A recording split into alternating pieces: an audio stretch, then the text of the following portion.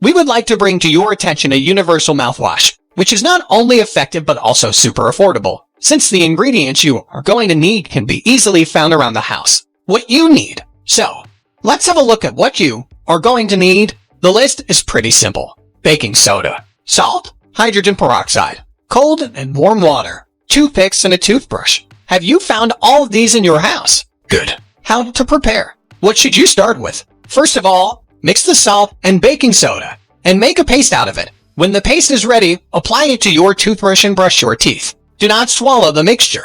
Just spit it out and repeat. After you are done with that, mix half a cup of hydrogen peroxide with the same amount of warm water and rinse your mouth. With the toothpick, eliminate the unnecessary remains and rinse with cold water. How often you should use this mixture? The procedure is pretty simple, and if you do it at least twice a week, the results will be amazing.